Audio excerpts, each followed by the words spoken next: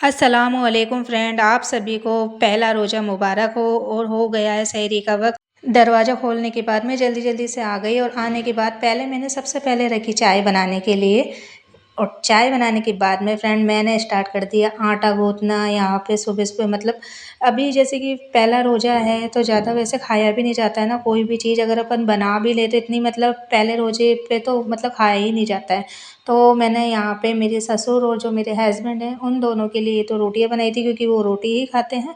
बाकी मैंने और इकरा ने रोज़ा रखा था, तो हम दोनों के लिए मैंने बनाए यहाँ पर पराठे। मैंने तो रात में जब चाँद देखा तो उसके बाद से मुझे तो भाई बिल्कुल भी नींद नहीं आई। सुबह सहरी करने की और रोज़ा रखने के लिए इतनी मतलब एक्साइटेड हो गई थी कि बस ऐसा लग रहा था जल्दी से सुबह हो और मैं सहरी करूँ, घर वालों को करवाऊँ। क्योंकि रोज़े का महीना एक अलग ही मतलब खुशी देता है और पता ही नहीं पड़ता पूरा महीना कैसे चला जाता है ना। इतनी जल्दी-जल्दी रोज़े का महीना आप देखना ऐसा लगेगा कि कितना फ़ास्ट चल रहा है। बाकी और महीने इतने नहीं दिखते, लेकिन रोज़े का महीना तो पता ही नहीं पड़ता भाई कैसे चला जाता है। तो यहाँ जल्दी-जल्दी से मैंने तो मेरी जो भी तैयारी है वो सारी कर ली थी। तैयारी करने के बाद में और रात में तो पता है साहिल भी कहकर सोया कि ना मम्मी मुझे जगा देना, मैं रोज़ा रखूँगा। और जब सुबह जगाने गई तो भाई उठा ही नहीं, नहीं अभी तो सोने दो।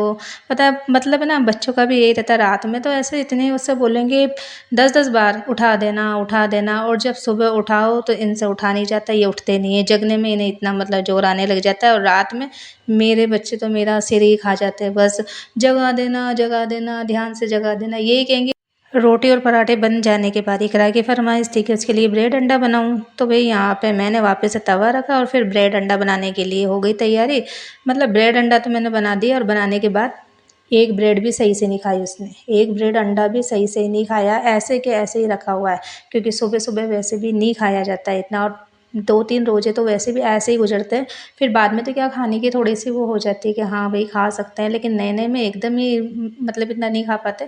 तो उसने बनवा तो लिया और नहीं खाया, तो वो ऐसे कैसे पड़ा हुआ रहा। फिर बाद में मैं भी लेट हो रही थी सहरी करने के लिए, तो मैंने जल्दी जल्दी से सारा काम अपना जो भी निपटाया और उसको करने के बाद तुरंत मैं बैठ गई सहरी करने के लिए।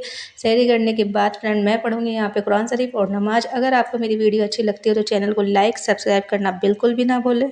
अल्लाह हाफिज़, दुआ में याद रखना।